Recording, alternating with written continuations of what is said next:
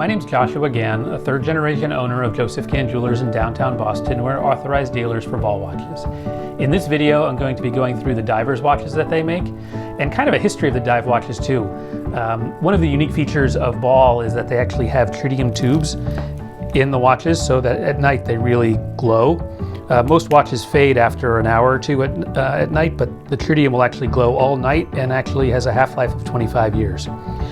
So with a dive watch, when you're underwater and you want to see the actual time going on at night, you want to be able to, underwater you actually want to see the time or the time left that you have underwater. This first series of dive watches, they put an interior bezel in the watch in order to get the tritium, in order to still use the tritium tubes.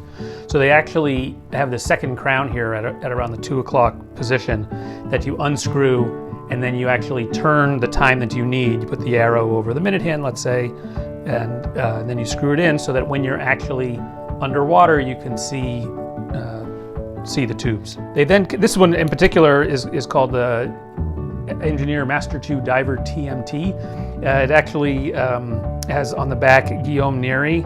He's the world record holder for free diving. By the way, this watch is from 2006, and the tritium tubes on it really still glow.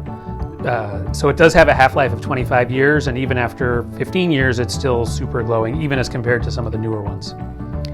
This particular version is a TMT watch, so it actually has the temperature gauge on it and with a titanium case, kind of a blackened titanium case. The current versions of the dive watches, they actually make 4 different versions of dive watches, all have the regular exterior rotating bezel, unidirectional.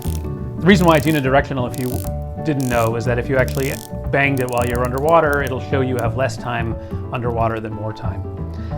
On 2 of them, they were able to keep the tritium tubes in there. 2 of them have the superluminova. This dive watch here, is Engineer Master 2 Diver, actually has the tritium tubes inside. So it actually has a smooth outer bezel, but the inner bezel actually has the tritium tubes inside here. And so then they have these 2, more of the Heritage series, because they are on the older designs. This is the Skindiver 2, and this is the Skindiver Heritage. These are more sort of traditional dive watches that they, copies of designs that they used to make years ago. And so these, they actually have the numbers on the outside. These they use superluminova, because with ceramic bezels, as these are, you can't put the tritium tubes in here. This one here, the Skindiver 2, has a really nice mesh band. And then the Skindiver Heritage has a slightly more contemporary band that you'll see on the hydrocarbons here. But these here have the superluminova on the outside. So the outside will definitely be bright within the first couple hours, but then later in the evening, it'll just be the tritium that you'll really see in terms of the time. This one here, it actually has a sapphire bezel. So with the sapphire bezel, they're actually able to put the tritium tubes underneath the sapphire bezel. And so you can actually tell by the color difference between this one here and this one here. This was the Skindiver M series. The M means that they actually use their own in-house movement that has an 80-hour power reserve. This one's a limited edition watch. All these watches are in the store, so you feel free to give me a call if you'd like to come in to try them on, or if you just had any questions about them.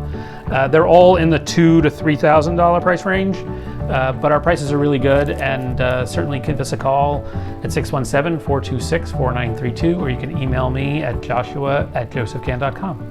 And thank you for watching.